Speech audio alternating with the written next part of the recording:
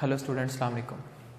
तो बच्चे, हम लास्ट लेक्चर में हमने अल्काइल हैलाइड वाला टॉपिक शुरू किया था और उसमें हमने पढ़ा था रिएक्शंस ऑफ अल्काइल हैलाइड, और हम उसको थोड़ा सा पहले रिवाइज़ कर लेते हैं 2-3 मिनट। उसके बाद हम आज वाला टॉपिक नेक्स्ट शुरू करते हैं। तो हमारा टॉपिक था रिएक्शंस ऑफ अल्काइल हैलाइड। हमने कहा था कि अल्काइल हैलाइड को हम RX के साथ रिप्रेजेंट करते हैं और हम बेसिकली अल्काइल हैलाइड के रिएक्शंस पढ़ रहे हैं। अल्काइल हैलाइड 2 तरह के रिएक्शंस देते हैं, उनमें से एक को हम कहते हैं न्यूक्लियोफिलिक सब्स्टिट्यूशन रिएक्शन और दूसरे हम कहते हैं एलिमिनेशन रिएक्शन। तो हमने न्यूक्लियोफिलिक सब्स्टिट्यूशन रिएक्शन को बेसिकली शुरू किया था। एलिमिनेशन रिएक्शन लेक्चर नंबर 3 और 4 में आएगा। तो हम पढ़ेंगे पहले nucleophilic substitution reaction. Alkyl halide जो न्यूक्लियोफिलिक सब्स्टिट्यूशन रिएक्शन देते हैं। तो बच्चे, हमें ये पता होना चाहिए कि सब्स्टिट्यूशन रिएक्शन का क्या मतलब होता है। तो उसका मतलब सिंपल ये है कि अल्काइल हैलाइड का मॉलिक्यूल है, उसमें से कोई एटम निकल जाए और उसकी जगह के ऊपर आकर कोई नया एटम लग जाता है, तो उसको कहते हैं कि अल्काइल हैलाइड की सब्स्टिट्यूशन हो गई है, और ऐसे रिएक्शन को हम सब्स्टिट्यूशन रिएक्शन कहते हैं। और साथ लफ्ज़ आता है न्यूक्लियोफिलिक। मैंने लिखा है न्यूक्लियोफिलिक सब्स्टिट्यूशन रिएक्शन। न्यूक्लियोफिलिक का मतलब ये है कि जो आपका आने वाला ग्रुप होता है, आने वाला जो एटम होता है वो न्यूक्लियोफाइल होता है, और अल्काइल हैलाइड में से जो एटम निकलता है वो भी न्यूक्लियोफाइल होता है। यानी कि एक न्यूक्लियोफाइल अगर दूसरे न्यूक्लियोफाइल को रिप्लेस कर देता है, उसकी जगह ले लेता है, तो सब्स्टिट्यूशन तो कहलाएगी, लेकिन ऐसी सब्स्टिट्यूशन को हम न्यूक्लियोफिलिक सब्स्टिट्यूशन रिएक्शन कहते हैं। अब हमने जनरल रिएक्शन पढ़ा था कि ये मेरे पास CX कोई भी अल्काइल हैलाइड है जिसको मैंने सबस्ट्रेट का नाम दिया था, क्योंकि ये आपका सबस्ट्रेट कहलाता है। ये आपका सबस्ट्रेट है जो कि अल्काइल हैलाइड है बेसिकली, और इसमें आपका X हैलोजन को रिप्रेजेंट करता है और कार्बन है सिंपल। तो हमें पता है कि हैलोजन की इलेक्ट्रोनेगेटिविटी ज़्यादा होती है, इसलिए इसके ऊपर पार्शियल नेगेटिव आता है। कार्बन की इलेक्ट्रोनेगेटिविटी कम होती है, इसलिए इसके ऊपर पार्शियल पॉजिटिव आता है। ये हाईली पोलर मॉलिक्यूल होता है। अब हमने करवानी है इसकी सब्स्टिट्यूशन और न्यूक्लियोफिलिक सब्स्टिट्यूशन रिएक्शन करवानी है। तो जाहिर बात है कि हमने इसके ऊपर जो अटैक करवाना है वो किसी न्यूक्लियोफाइल का करवाना है, ताकि ये न्यूक्लियोफाइल इसके ऊपर अटैक करे और इसमें से जो न्यूक्लियोफाइल है वो यहाँ से निकल सके। और इसमें से जो न्यूक्लियोफाइल है वो आपका X कहलाता है। नेगेटिव चार्ज स्पीशी हमने कहा था कि वो कहलाती है न्यूक्लियोफाइल। तो ये जो NU होता है ये बेसिकली नेगेटिवली चार्ज स्पीशी होती है, या इसके पास लोन पेयर होता है, या नेगेटिव चार्ज कोई भी नेगेटिव अनाइन हो सकता है। तो क्या होता है कि न्यूक्लियोफाइल जो होता है इसको न्यूक्लियस की ज़रूरत होती है, तो ये इस कार्बन के ऊपर अटैक करेगा।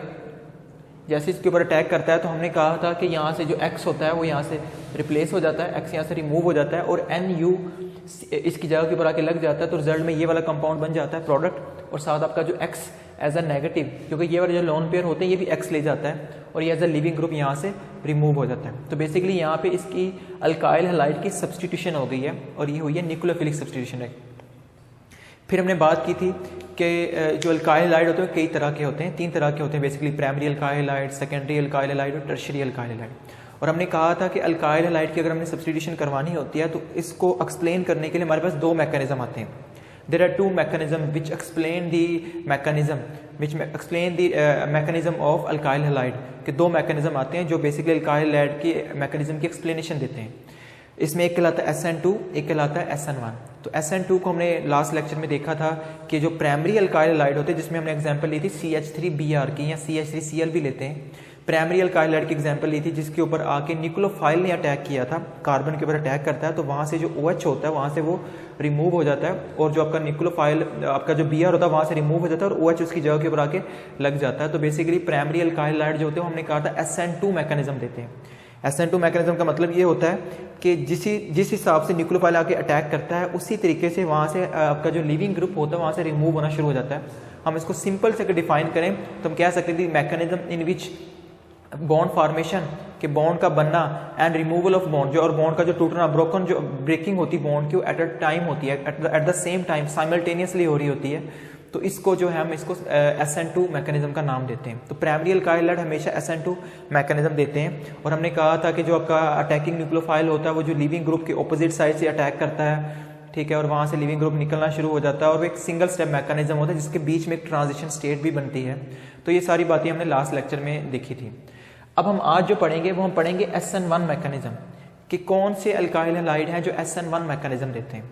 अब SN1 मैकेनिज्म देते हैं तो वो आपके पास अल्काइल हैलाइड होते हैं tertiary alkyl halide. Tertiary alkyl halide होते हैं जो होते हैं वो SN1 मैकेनिज्म देते हैं, वो SN2 नहीं देते। अब SN1 मैकेनिज्म क्या होता है, tertiary alkyl halide SN1 mechanism क्यों देते हैं, ठीक है, और इसमें कौन से बॉन्ड टूट रहे होते हैं, कौन से बॉन्ड बन रहे होते हैं, और ये SN2 से किस तरह मुख्तलिफ होता है, ये सारी चीज़ें हम आज के लेक्चर में देखेंगे। सबसे पहले देख लेते हैं कि SN1 का मतलब क्या है। SN का मतलब होता है कि न्यूक्लियोफिलिक सब्स्टिट्यूशन, और 1 का मतलब होता है यूनिमालिक्यूलर, मतलब एक मालिक्यूल। तो ये स्टैंड फॉर होता है, it stands for unimolecular nucleophilic substitution reaction, कि ये इसके लिए जो होता है स्टैंड फॉर होता है। जैसे SN2 होता है बाईमालिक्यूलर न्यूक्लियोफिलिक सब्स्टिट्यूशन, और ये होता है यूनिमालिक्यूलर। जैसे अब हम यहाँ पे बात याद रखनी है बच्चे कि हमने यहाँ पे टर्शियरी अल्काइल हैलाइड लेना, हम टर्शियरी अल्काइल हैलाइड लेंगे। और टर्शियरी अल्काइल हैलाइड क्या होता है कि जो हैलोजन ग्रुप जिस कार्बन के साथ अटैच होता है, वो कार्बन अगर मजीद 3 के साथ अटैच हो तो वो टर्शियरी अल्काइल हैलाइड कहलाता है। जैसे मैं यहाँ पे एग्जांपल ले लेता हूँ, ये टर्शियरी अल्काइल हैलाइड है, इसमें क्लोरीन ले लें या ब्रोमीन ले लें, सेम ही बात है। तो क्लोरीन ले लिया, इस कार्बन के साथ अटैच, और ये वाला कार्बन मजीद 3 कार्बन के साथ अटैच है, this is a tertiary alkyl halide. ये example of tertiary alkyl halide है। अब ये टर्शियरी अल्काइल हैलाइड है, इसकी मैंने करवानी है सब्स्टिट्यूशन, मतलब इसके ऊपर मैंने न्यूक्लियोफाइल का अटैक करवाना है, और इसमें से जो न्यूक्लियोफाइल है ताकि वो इसमें से निकल जाए। और हमें पता है कि जो आपके इसके अंदर हैलोजन होता है पार्शियल नेगेटिव चार्ज होता है, और कार्बन के ऊपर पार्शियल पॉजिटिव होता है। तो न्यूक्लियोफाइल आता है, इसके ऊपर आके अटैक करेगा, और यहाँ से क्लोरीन निकल जाएगा, क्लोरीन रिमूव हो जाएगा, रिजल्ट में आपको ये वाला कंपाउंड मिल जाएगा। जैसे ये न्यूक्लियोफाइल है, ये वाला, ये इसके ऊपर आके अटैक करता है, फॉर एग्जाम्पल कार्बन के ऊपर, मान लो कि इसने इसके ऊपर अटैक किया, यहाँ से ये क्लोराइड आयन यहाँ से ये रिमूव हुआ, और ये OH ने क्लोरीन की जगह ले ली, तो रिजल्ट में ये वाला कंपाउंड मिल गया। मैंने ये जो CH3 अलग अलग लिखे थे, इसको मैंने थ्राइस ब्रैकेट के अंदर साथ लिख दिया, C, और ये ऐसे आ गया, और क्लोरीन को यहाँ से हटा के ये क्लोरीन की जगह के ऊपर मैंने यहाँ पे OH डाल दिया, यानी कि अल्कोहल बन गया, और Cl negative as a leaving group जो होता है वो यहाँ से रिमूव हो जाता है। This is a single line reaction, ये सिंगल लाइन रिएक्शन है, किस तरह न्यूक्लियोफाइल जो होता है वो लिविंग ग्रुप को रिमूव करता है। तो जैसे ये सिंपल था जनरल रिएक्शन, सेम यहाँ पे ये काम हुआ। अब बेसिकली ये जो रिएक्शन है, ये इसको हम थोड़ा सा एक्सप्लेन करेंगे कि किस तरह न्यूक्लियोफाइल इसके ऊपर अटैक करता है, क्या इसके ऊपर अटैक डायरेक्टली कर देता है, यहाँ से उसी वक्त रिमूव हो जाता है, इसमें क्या प्रोसेस है, what is the actual process. जैसे हमने SN2 में देखा था, what is the actual process, which bonds are formed and which bonds are broken, कौन से बॉन्ड टूट रहे हैं और कौन से बॉन्ड बन रहे हैं, ठीक है। क्या पहले ये न्यूक्लियोफाइल अटैक करता है या पहले लिविंग ग्रुप रिमूव होता है, क्योंकि SN2 में हमने देखा था कि जैसे ही न्यूक्लियोफाइल अटैक करता है उसी तरीके से लिविंग ग्रुप वहां से रिमूव होना शुरू हो जाता है, यानी कि eight the same time attack होता है, eight the same time removal होती है। क्या यहाँ पर भी ऐसा होता है या नहीं होता, इसको हम यहाँ पे देखेंगे। तो सबसे पहले हम यहाँ पे इस रिएक्शन का यहाँ पे लिखेंगे मैकेनिज्म। जब हमने इस रिएक्शन को थोड़ा सा डिटेल से देखा तो हमें ये पता चला कि ये रिएक्शन जो होता है सिंगल स्टेप के अंदर नहीं होता। जैसे मैंने ये सिंगल स्टेप लिखा है, ये सिंगल स्टेप के अंदर नहीं होता, ये बेसिकली 2 स्टेप के अंदर हो रहा होता है। अब वो 2 कौन से स्टेप्स होते हैं वो हम ये देखेंगे। जैसे यहाँ पे मैंने लिखा मैकेनिज्म, 2 स्टेप हो रहे होते हैं। First one is called formation of carbonium ion, कि पहला जो स्टेप होता है उसमें कार्बोनियम आयन बनते हैं। जैसे जब मैंने यहाँ पे न्यूक्लियोफाइल लिया, इसका टर्शियल अल्काइल के साथ रिएक्शन करवाया तो कोई रिएक्शन नहीं होता, ऐसे डायरेक्ट रिएक्शन होके ये नहीं बनता, बल्कि एक्चुअल में क्या होता है कि पहले जो ये टर्शियरी अल्काइल हैलाइड है, ये वाला टर्शियरी अल्काइल जहाँ पे मैंने ब्रोमीन लगाया हुआ है, this is a tertiary alkyl halide. ये जो टर्शियरी अल्काइल हैलाइड होता है पहले क्या करता है, ये आपके पास कार्बोनियम आयन में कन्वर्ट होता है। अभी इसके ऊपर न्यूक्लियोफाइल आके अटैक नहीं करता, सबसे पहले ये कार्बोनियम आयन में कन्वर्ट होता है। अब हमें पता है कि ब्रोमीन के ऊपर सारी बात पार्शियल नेगेटिव होगा, इसके ऊपर पार्शियल पॉजिटिव होगा, तो सबसे पहले ये टर्शियरी अल्काइल हैलाइड इस कार्बोकटाइन कार्बोनियम आयन में कन्वर्ट होता है और साथ ब्रोमाइड आयन अलग होता है। अब ये काम कैसे होता है, ये काम करवाने के लिए हम यहाँ पर एक सॉल्वेंट इस्तेमाल करते हैं जो कि पोलर सॉल्वेंट होता है। ये पोलर सॉल्वेंट की मौजूदगी में रिएक्शन होता है। पोलर सॉल्वेंट क्या करता है, ये कार्बन और ब्रोमीन के जो बॉन्ड को ना वीक करता है, इसको ब्रेक करता है, जिसके रिजल्ट में ये ब्रोमीन आयन यहाँ से रिमूव हो जाता है एज अ लिविंग ग्रुप, और ये कार्बोकटाइन जिसको कार्बोनियम आयन भी कहते हैं, ये कार्बोनियम आयन यहाँ पे बन जाता है। और ये रिएक्शन जो होता है वो बहुत ज़्यादा स्लो हो रहा होता है, ये रिएक्शन इतना फास्ट नहीं होता, ये रिवर्सिबल भी होता है, तो ये रिएक्शन जो होता है स्लोली हो रहा होता है। जब ये कार्बोनियम आयन बन जाता है फिर उसके बाद क्या होता है, अब बारी आती है न्यूक्लियोफाइल की अटैक करने की। अब न्यूक्लियोफाइल इस कार्बन के ऊपर अटैक करेगा तो उसको कहेंगे अटैक ऑफ न्यूक्लियोफाइल, कि जो भी आपका न्यूक्लियोफाइल होगा वो इस कार्बोकटाइन के कार्बन के ऊपर जो इलेक्ट्रोफिलिक होता है उसके ऊपर आके अटैक करता है। जैसे मान लें कि इसमें जो मैंने न्यूक्लियोफाइल लिया, मैंने OH नेगेटिव ले लिया है, जैसे NaOH से OH नेगेटिव आएगा तो ये OH नेगेटिव क्या करेगा, इस कार्बन के ऊपर आके अटैक करेगा, इस कार्बन के ऊपर अटैक करेगा और इसके साथ आके लग जाएगा, तो रिजल्ट में ये वाली अल्कोहल बन जाएगी और ये रिएक्शन जो होता है बहुत ज़्यादा फास्ट होता है। तो बच्चे यहाँ पे जो बात आपने समझनी है वो ये है कि जब हम सिंगल लाइन रिएक्शन लिखते हैं तो बेसिकली एक ही स्टेप के अंदर रिएक्शन नहीं हो रहा, ये बेसिकली 2 स्टेप के अंदर हो रहा होता है। पहले के अंदर क्या होता है कि जो ये जो आपका टर्शियरी अल्काइल हैलाइड होता है, ये पहले आपके पास कार्बोकटाइन में कन्वर्ट होता है, इसकी आयोनाइजेशन होती है। फिर सेकंड स्टेप के अंदर न्यूक्लियोफाइल इस कार्बन के ऊपर अटैक करता है। अब थोड़ा सा देखते हैं कि ऐसा क्यों होता है, इसकी क्या वजह है कि ये सिंगल स्टेप के अंदर ही क्यों नहीं हो रहा होता, जैसे SN2 मैकेनिज्म होता है। SN2 में क्या था कि अगर ये प्राइमरी अल्काइल हैलाइड होता तो OH इसके ऊपर अटैक करता, वहाँ से फ़ौरन निकलना शुरू हो जाता, प्रोडक्ट ये वाली बन जाती। लेकिन इस केस में ऐसा नहीं होता क्योंकि यहाँ पे टर्शियरी अल्काइल हैलाइड है।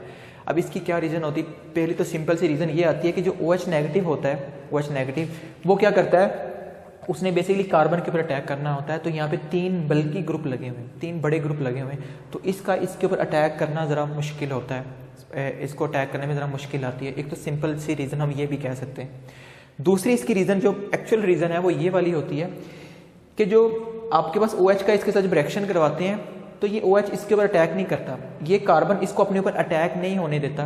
क्यों नहीं होने देता, क्योंकि ये जो आपके पास कार्बन होता है ये कन्वर्ट होता है कार्बोकटाइन के अंदर। दिस इज अ टर्शियरी कार्बोकटाइन, ये टर्शियरी कार्बोकटाइन होता है और टर्शियरी कार्बोकटाइन ज़्यादा स्टेबल होता है। तो ज़्यादा स्टेबल होने की वजह से ये क्या करता है, ये पहले टर्शियरी कार्बोकटाइन में कन्वर्ट होता है क्योंकि ये ज़्यादा स्टेबल है। फिर जब ये टर्शियरी कार्बोकटाइन बन जाता है तब ये न्यूक्लियोफाइल आके अटैक करता है और ये वाला कंपाउंड बन जाता है। तो टर्शियरी जो अल्काइल हैलाइड होता है वो ज़्यादा पसंद करता है कि पहले मैं टर्शियरी कार्बोकटाइन बनाऊँ, फिर मेरे ऊपर आके न्यूक्लियोफाइल का अटैक हो, ना कि डायरेक्ट ही मेरे ऊपर अटैक हो जाए। जबकि जो प्राइमरी अल्काइल हैलाइड होते हैं उसमें नहीं ऐसा होता। उसमें क्या होता है कि जो OH अटैक करता है फ़ौरन क्लोराइड एंड वहीं से साइमल्टेनियसली उसी वक्त वहाँ से रिमूव होता है और आपके पास प्रोडक्ट जो होती है वो बन जाती है। उसमें कार्बोकटाइन नहीं बनता। उसमें कार्बोकटाइन क्यों नहीं बनता, क्योंकि उसमें जो होता है वो प्राइमरी अल्काइल हैलाइड होता है। अगर प्राइमरी अल्काइल हो तो जारी बात है अगर कार्बोकटाइन उसका बनाए भी तो प्राइमरी कार्बोकटाइन बनाएगा और प्राइमरी कार्बोकटाइन स्टेबल नहीं होता है। एज वी नो, हमें पता है कि ये स्टेबल नहीं होता। अगर ये स्टेबल नहीं होगा तो सिंपल सी बात है कि ज़ाहिर सी बात है कि ये अल्काइल हैलाइड कभी नहीं चाहेगा कि मैं प्राइमरी कार्बोकटाइन में कन्वर्ट हूँ क्योंकि वो स्टेबल ही नहीं है। तो इसलिए जो न्यूक्लियोफाइल जैसे ही प्राइमरी के ऊपर अटैक करता है तो फ़ौरन क्लोराइड आयन वहाँ से रिमूव होता है, जबकि इस केस में ऐसा जो होता है वो नहीं होता। अगर हम इसको करें अब यहाँ पे डिफाइन SN2 मैकेनिज्म को, the mechanism in which bond breaking and bond formation do not take place simultaneously. ऐसा मैकेनिज्म जिसमें बॉन्ड का ब्रेक होना और बॉन्ड का बनना, नए बॉन्ड का बनना साइमल्टेनियसली नहीं होता, एट द टाइम नहीं, eight the same time, at a time नहीं होता। तो इसको हम SN1 मैकेनिज्म का नाम देते हैं। जबकि SN2 में क्या होता था कि बॉन्ड फॉर्मेशन और bond breaking at the same time हो रही होती है, तो उसको जो हम SN2 का नाम देते हैं। और फिर एक आखिरी बात आपने याद रखनी है, tertiary alkyl halide always give SN1 mechanism. कि जो टर्शियरी अल्काइल हैलाइड होता है वो हमेशा SN1 मैकेनिज्म देते हैं, वो SN2 नहीं देते। जबकि जो प्राइमरी होते हैं वो ज़्यादा पसंद करते हैं SN2 मैकेनिज्म को देना। अब हम आगे इसकी मज़ीद एक्सप्लेनेशन करेंगे। ये तो तकरीबन आपका FSC वाला ही आता है। अब इसको थोड़ा सा मज़ीद डिटेल से आगे देखते हैं कि आगे इसमें क्यों, जो हमने BSc में ज़्यादा पढ़ना है आगे। अच्छा, एक तो बच्चे बात ये याद रखनी है कि यहाँ पे हम पोलर सॉल्वेंट लेते हैं, पोलर सॉल्वेंट का लेना मस्ट होता है, उसके बगैर इसकी आयोनाइजेशन नहीं हो सकती। दूसरा, ये रिएक्शन बहुत स्लो हो रहा होता है, ये रिएक्शन बहुत ज़्यादा फास्ट हो रहा होता है। इसकी रीज़न क्या है, इसका भी आपको पता होना चाहिए। तो ये रिएक्शन स्लो इसलिए हो रहा होता है क्योंकि ये जो आपके पास ये जो आपका टर्शियरी अल्काइल है ये बहुत ज़्यादा स्टेबल होता है, बहुत ज़्यादा स्टेबल होता है as compare to this tertiary carbocation. अगर इन दोनों को आपस में कंपेयर करें तो ये ज़्यादा स्टेबल है। और जब कोई चीज़ स्टेबल से अनस्टेबल की तरफ जाती है तो ज़ाहिर बात है वो खुद नहीं जाएगी, खुद भी नहीं जाएगी और जाना भी नहीं चाहेगी। तो इसलिए इसको बाई फोर्स पोलर सॉल्वेंट की मौजूदगी में फर्स्ट, और दूसरा कि ये आपके पास इसको फोर्स करेंगे तो ये रिएक्शन स्लो आहिस्ता आहिस्ता जाएगा, ये फास्ट नहीं जाएगा। दूसरा रिएक्शन जो होता है अटैक ऑफ न्यूक्लियोफाइल का अटैक होता है टर्शियरी कार्बोकटाइन के ऊपर। तो बेटा इसको भी बात याद रखनी है कि ये हमने कहा ये अनस्टेबल होता है as compare to this alcohol, और अब ये अनस्टेबल है, अब ये स्टेबल है। और कोई चीज़ अनस्टेबल से अगर स्टेबिलिटी की तरफ जाती है ना तो उसका रिएक्शन बहुत ज़्यादा फास्ट होता है। ये अपने रूल बना लेना है कि कोई चीज़ स्टेबल होती है, अगर उसने अनस्टेबल की तरफ जाना तो रिएक्शन स्लो हो रहा होता है। अगर कोई चीज़ अनस्टेबल होती है तो उसने स्टेबल की तरफ जाना होता है तो रिएक्शन बहुत ज़्यादा फास्ट होता है। I hope you got my point. तो इसमें इसकी थोड़ी सी एक्सप्लेनेशन भी लिखेंगे कि in this reaction substrate is ionized reversibly to form carbocation and halide ion, के रिवर्सली भी रिएक्शन होता है, कार्बोकटाइन और हैलाइड आयन बनते हैं। And in the second step nucleophile attacks the electrophilic carbon and product is formed, और आपके पास होती है वो प्रोडक्ट जो होती है वो बन जाती है। आगे हम आते हैं मजीद। अब फर्स्ट हम इसमें ना 3 चीज़ें पढ़ेंगे। फर्स्ट हम पढ़ेंगे काइनेटिक एविडेंस, फिर हम पढ़ेंगे स्टीरियोकेमिकल एविडेंस, और लास्ट में हम रीअरेंजमेंट ऑफ कार्बोकटाइन। ये 3 चीज़ें पढ़ेंगे। बेसिकली जो ये 3 पॉइंट्स हैं ये आपके पास एविडेंस हैं, ये आपके पास आर्गूमेंट्स हैं। ये क्या आर्गूमेंट्स हैं? ये इस चीज़ के आर्गूमेंट्स हैं, ये इस चीज़ को सपोर्ट करते हैं कि ये वाकई ही टर्शियरी कार्बोकेटायन का जब हम न्यूक्लियोफाइल के साथ रिएक्शन करवाते हैं तो ये 2 स्टेप होते हैं। It is a 2 step mechanism, ये 1 स्टेप नहीं होता। तो ये चीज़ें जो प्रूव होती हैं कि हाँ जी कार्बोकेटायन बनता है पहले में, फिर न्यूक्लियोफाइल आके अटैक करता है, वो बेसिकली इन पॉइंट्स से एक्सप्लेनेशन किया जाता है, इन चीज़ों से इसको प्रूव किया जाता है। इस आर्गूमेंट्स जो है ना वो ये वाले हैं, ये इस चीज़ के एविडेंस है, सबूत है। अगर पूछ ले क्या सबूत है हमारे पास कि हाँ जी वाकई ये बनता है और फिर ये बाद में जाके बनता है, तो ये चीज़ें इसके सबूत में आती हैं, वो हम देखते हैं। सबसे पहले आता है काइनेटिक एविडेंस। सबसे पहले लफ्ज़ काइनेटिक के ऊपर गौर करना है। मैंने लास्ट लेक्चर में भी बताया था कि काइनेटिक का मतलब आपने ये लेना होता है कि इस रिएक्शन को कंट्रोल कैसे किया जाता है, इस रिएक्शन को फास्ट कैसे किया जा सकता है, इसके रेट को कैसे बढ़ाया जा सकता है, किस चीज़ को मैं यहाँ पे चेंज करूँ कि रिएक्शन तेज़ हो जाए, किस चीज़ को मैं चेंज करूँ ये रिएक्शन स्लो हो जाए, वगैरह वगैरह। तो ये काइनेटिक में हम पढ़ते हैं। आप फिजिकल केमिस्ट्री में काइनेटिक वाला एक चैप्टर होता है, उसको पढ़ेंगे, वहाँ पे डिटेल से आता है कि कौन से फैक्टर्स होते हैं जो रिएक्शन को कंट्रोल कर रहे होते हैं। अब हम थोड़ा सा यहाँ पे देखेंगे। फर्स्ट तो आता है कि काइनेटिक में हम ये देखते हैं कि ये रिएक्शन कितने स्टेप के अंदर हो रहा होता है। तो ये रिएक्शन हमें पता है ये 2 स्टेप के अंदर हो रहा होता है। First step is very slow and second step is very fast, and formation of carbonium on as a first step and attack of nucleophile is a second step. ये 2 स्टेप मैकेनिज्म होता है। और अगर ये 2 स्टेप के अंदर mechanism हो रहा है तो हमने कहा था कि इन 2 स्टेप के अंदर एक ऐसा स्टेप भी होगा जो कि स्लोएस्ट स्टेप होता है, और जो स्लोएस्ट स्टेप होता है वही उस रिएक्शन का रेट डिटरमाइनिंग स्टेप कहलाता है। रेट डिटरमाइनिंग स्टेप जो होता है स्लोएस्ट स्टेप कहलाता है। फिर जो रेट डिटरमाइनिंग स्टेप होता है ना, फिर उससे हम रिएक्शन को कंट्रोल करते हैं, उससे उस रिएक्शन का रेट बढ़ा सकते हैं, उसी से उस रिएक्शन का कम कर सकते हैं। जैसे यहाँ पे 2 स्टेप रिएक्शन मैकेनिज्म है। फर्स्ट स्टेप जो होता है स्लो होता है, सेकंड स्टेप जो होता है वो फास्ट होता है। और अगर हम इसका रेट डिटरमिनिंग स्टेप देखें, यानी कि RDS देखें, इसका RDS कौन सा है, रेट डिटरमिनिंग स्टेप कौन सा है, तो वो इसका जो स्लोएस्ट स्टेप है, और वो जारी बात है फर्स्ट स्टेप है। तो फर्स्ट स्टेप जो होता है वो इसका स्लोएस्ट स्टेप कहलाता है। और यही वजह है कि this mechanism is called unimolecular. इसके साथ हम जो 1 का लफ्ज लिखते हैं, 1 डिजिट लिखा जाता है, इसी वजह से लिखा जाता है क्योंकि इसका जो रेट डिटरमिनिंग स्टेप होता है उसमें सिर्फ एक मॉलिक्यूल इन्वॉल्व है। Only 1 molecule is involve in rate determining step RDS में इसका एक मॉलिक्यूल इन्वॉल्व होता है। That is why this mechanism is called unimolecular nucleophilic substitution, कि इसको यूनिमॉलिक्यूलर कहते हैं। जबकि पिछले में हमने कहा था उसको बाई मॉलिक्यूलर कहते हैं। बाई मॉलिक्यूलर क्यों कहते हैं? बाई मॉलिक्यूलर इसलिए कहते हैं क्योंकि वहाँ पर जो रेट डिटरमिनिंग वाला स्टेप होता है, रेट डिटरमिनिंग वाला स्टेप, उसमें 2 रिएक्टेंट्स इन्वॉल्व होते हैं। तो 2 रिएक्टेंट्स की इन्वॉल्वमेंट की वजह से उसको हम जो है वो बेटा बात याद रखनी, उसको हम बाई मॉलिक्यूलर का नाम देते हैं। तो ये आपके पास 2 स्टेप मैकेनिज्म होता है। फर्स्ट स्टेप स्लो होता है, दैट इज़ वाई वही रेट डिटरमिनिंग स्टेप कहलाता है, और इसी वजह से हम इसको SN1 मैकेनिज्म का नाम देते हैं। पॉइंट नंबर 3 याद रखना है। आगे आता है कि रेट डिटरमिनिंग स्टेप हमने देख लिया कि वो ये वाला रेट डिटरमिनिंग स्टेप कहलाता है, और रेट डिटरमिनिंग स्टेप से ही हम रेट लॉ को निकालते हैं। अब जो आपके पास रेट लॉ होता है, रेट लॉ होता है ना, वो बड़ा इंपॉर्टेंट होता है, क्योंकि रेट लॉ से ही आप किसी रिएक्शन को कंट्रोल करते हैं।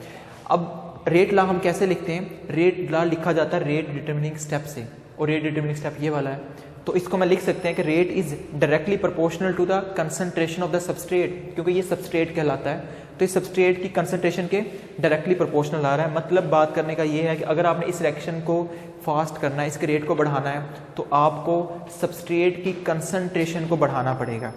न्यूक्लियोफाइल के ऊपर ये रिएक्शन बिल्कुल डिपेंड नहीं करता, क्योंकि जो स्लोएस्ट स्टेप होता है उसमें जो रिएक्टेंट्स होते हैं उसके ऊपर किसी भी रिएक्शन का रेट डिपेंड कर रहा होता है। तो यही वजह है कि इस रिएक्शन का जो रेट है वो सबस्ट्रेट के ऊपर डिपेंड कर रहा है, ना कि वो न्यूक्लियोफाइल के। तो हम यहाँ पे लिख सकते हैं rate is directly proportional to the concentration of the substrate, और सबस्ट्रेट हम यहाँ पे ले रहे हैं टर्शियरी अल्काइल हैलाइड, जो मैंने ये वाला लिख दिया है। अगर इसका प्रोपोर्शनली साइन खत्म करेंगे तो K प्रोपोर्शनली कॉन्स्टेंट आ जाएगा, और ये दोबारा यहाँ पे ये आ जाएगी। और लास्ट पे लिखेंगे इसका ऑर्डर ऑफ रिएक्शन, क्योंकि यहाँ पे सिर्फ एक मॉलिक्यूल इन्वॉल्व है, only 1 molecule is involve in the rate determining step. तो इसका जो ऑर्डर ऑफ रिएक्शन निकलता है, तो इसका फर्स्ट ऑर्डर ऑफ रिएक्शन निकलता है, जबकि SN2 में 2 ऑर्डर ऑफ रिएक्शन निकलता था। क्यों? क्योंकि इसमें 2 मॉलिक्यूल्स इन्वॉल्व होते थे SN2 में, रेट डिटरमिनिंग स्टेप में, एक आपका अल्काइल हैलाइड प्लस न्यूक्लियोफाइल, तो उसका ऑर्डर ऑफ रिएक्शन 2 निकलता था। तो बच्चे ये बात याद रखनी है कि इसमें हमने जो है ना वो ये देखा है कि आप इस रिएक्शन को कैसे कंट्रोल कर सकते हैं। रिएक्शन को कंट्रोल करने के लिए आपको रेट लॉ का पता होना चाहिए। ये रेट लॉ होता है, ये रेट लॉ एक्सपेरिमेंटली एक्चुअल में मालूम किया जाता है। रेट लॉ, अब रेट लॉ को कैसे निकाला जाता है? रेट लॉ को निकाला जाता है रेट डिटरमिनिंग स्टेप से। और रेट डिटरमिनिंग स्टेप क्या होता है, जो सबसे स्लोएस्ट होता है। आपको देखना पड़ेगा स्लोएस्ट स्टेप कौन सा है, फिर उसी से रेट ला निकालते हैं, रेट ला से फिर आपका जो फाइनली रेट निकलता है रिएक्शन का कि ये इसके ऊपर डिपेंड कर रहा है, ना कि वो न्यूक्लियोफाइल के ऊपर डिपेंड कर रहा है, और ये फर्स्ट ऑर्डर कहलाता है। आगे बच्चे आते हैं रोल ऑफ सॉल्वेंट के ऊपर कि सॉल्वेंट का क्या रोल होता है। तो सॉल्वेंट का रोल मैंने बहुत ही अहम होता है SN1 मैकेनिज्म में, क्योंकि SN1 मैकेनिज्म में आयोनाइजेशन हो रही है, आयोनाइजेशन का होना मस्ट होता है, और आयोनाइजेशन सॉल्वेंट के बगैर नहीं होती और पोलर सॉल्वेंट के बगैर नहीं होती। तो पोलर सॉल्वेंट क्या करता है, कार्बन और हैलाइड आयन के बॉन्ड को वीक करता है, तो रिजल्ट में क्या होता है, आपका कार्बोकटाइन का बनना होता है। तो role of solvent plays a very important role in SN1 mechanism because ionization is always associated, always carried out with the help of solvent. But one thing remember, one thing kept in your mind कि but it does not enter rate expression। अब यहाँ पे एक बात सोचने वाली है कि ये रिएक्शन था जो रेट डिटरमिनिंग स्टेप कहलाया, इसी से मैंने इसका रेट एक्सप्रेशन लिखा, ये वाला रेट ला। अब इसमें बेसिकली लगता तो है दो मॉलिक्यूल इन्वॉल्व है, एक तो ये, एक पोलर मॉलिक्यूल भी तो है, लेकिन पोलर मॉलिक्यूल को हम यहाँ पे नहीं लिख रहे।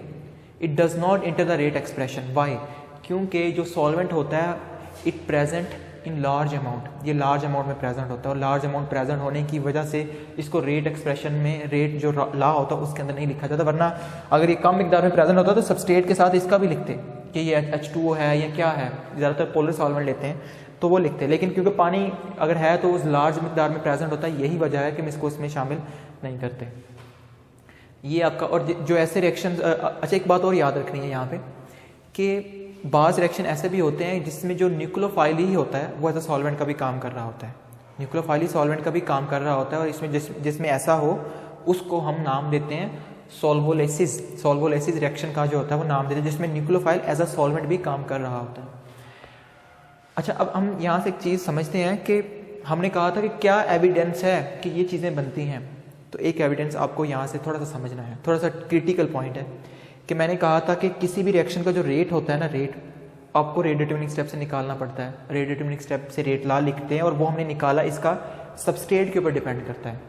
अब सबस्ट्रेट के ऊपर डिपेंड करता है, हमने क्या किया, जब इसको मैंने पहली बार रिएक्शन करवाया तो इसमें मैंने ना न्यूक्लियोफाइल की कंसंट्रेशन भी बढ़ाकर देखी। जब मैंने न्यूक्लियोफाइल की कंसंट्रेशन बढ़ा के देखी तो रिएक्शन के ऊपर कोई फर्क नहीं पड़ा।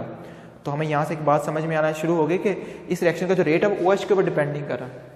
फिर मैंने टर्शियल अल्काइल की कंसंट्रेशन बढ़ाना शुरू की तो रिएक्शन बड़ा फास्ट होने लग गया, और बड़ा फास्ट उसी वक्त हो सकता है जब ये आपके पास अल्काइल हैलाइड टर्शियल अल्काइल ये पहले इसमें कन्वर्ट होता हो, फिर ये फास्ट हो सकता है, क्योंकि जब मैंने इसकी कंसंट्रेशन बढ़ाई तो रिएक्शन तेज़ी के साथ होने लग गया।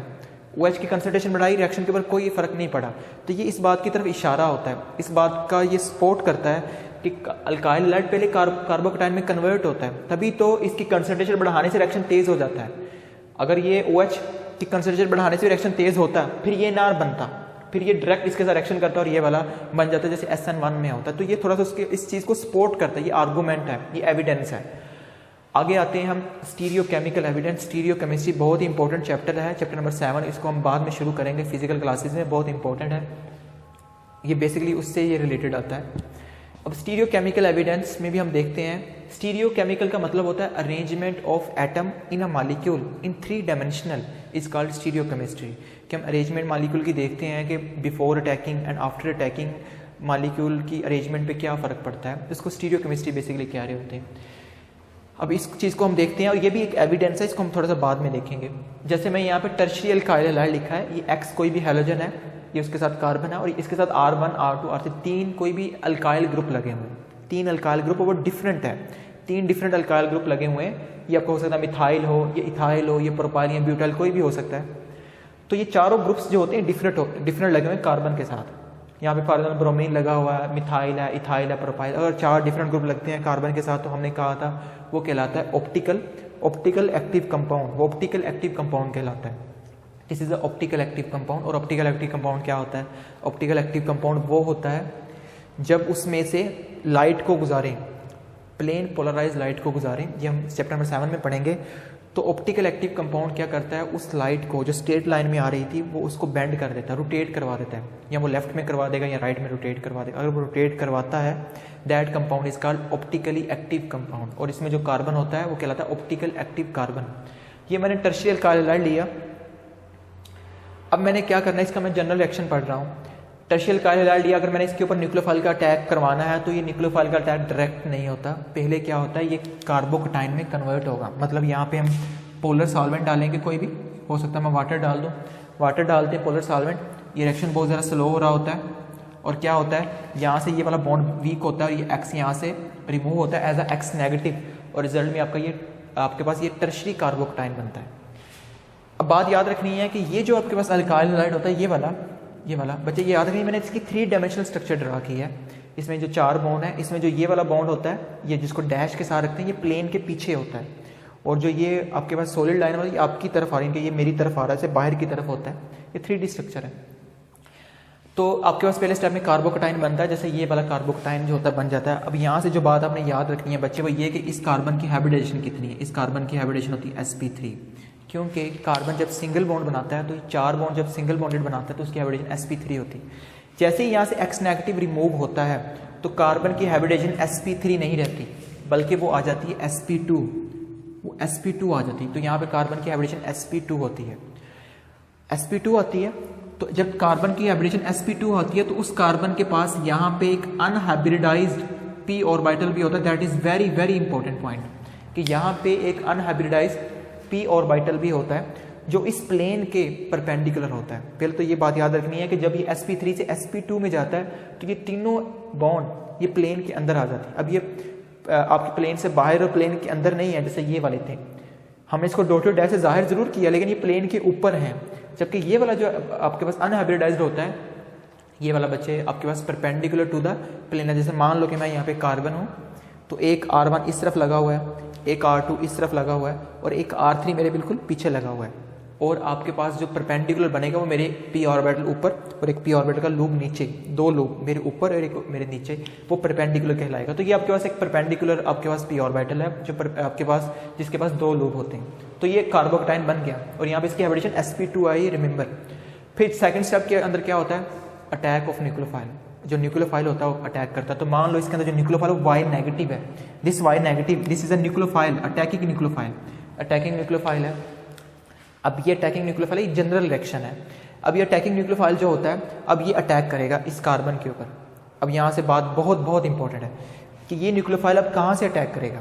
क्या ये अटैक इस तरफ से करेगा या ये अटैक इस तरफ से करेगा, कहाँ से कर सकता है। तो बच्चे ये बात याद रखना है कि SN1 मैकेनिज्म में जब कार्बोकटाइन बन जाता है उसके ऊपर जब न्यूक्लियोफाइल का अटैक होता है तो न्यूक्लियोफाइल के पास ये ऑप्शन होता है कि वो दोनों तरफ से अटैक कर सकता है, फ्रंट से भी कर सकता है और बैक साइड से भी आगे कर सकता है। लेकिन SN2 में नहीं होता। SN2 में हमने देखा था कि न्यूक्लियोफाइल को लाजमी तौर पर आपके पास बैक साइड से आना पड़ता है, लिविंग ग्रुप के ऑपोजिट साइड से आना पड़ता है।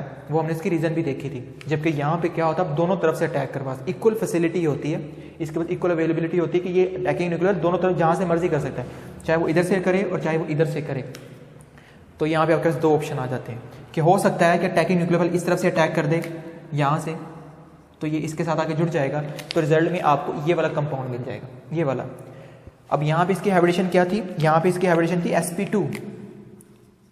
जैसे ही Y ने इसके ऊपर अटैक किया अटैकिंग न्यूक्लियोफाइल ने, ये दोबारा से कार्बन की हाइब्रिडेशन sp3 हो जाती है, दोबारा से sp3 हो जाएगी और दोबारा से sp3 हो जाएगी। तो ये वाले जो 2 बॉन्ड प्लेन के अंदर आ गए थे ये दोबारा नॉन प्लेनर हो जाएंगे, व्हाइट बोर्ड के पीछे एक व्हाइट बोर्ड के सामने ऐसे आ जाएगा और ये आपका ये वाला कंपाउंड मिल जाता है। लेकिन ये भी तो हो सकता है कि ये Y इस तरफ से अटैक ना करे, बल्कि ये जो Y है आपका इस तरफ से अटैक करे, इस तरफ से अटैक करेगा। तो जाहिर बात है ये Y इस तरफ से आगे राइट साइड की तरफ आके लगेगा, तो रिजल्ट में ये वाला कंपाउंड मिल जाएगा और ये जो तीनों बॉन्ड है दूसरी तरफ थोड़ा सा पुश हो जाएंगे और रिजल्ट में ये वाला बन जाएगा और यहाँ भी इसकी हाइब्रिडेशन sp3 आएगी।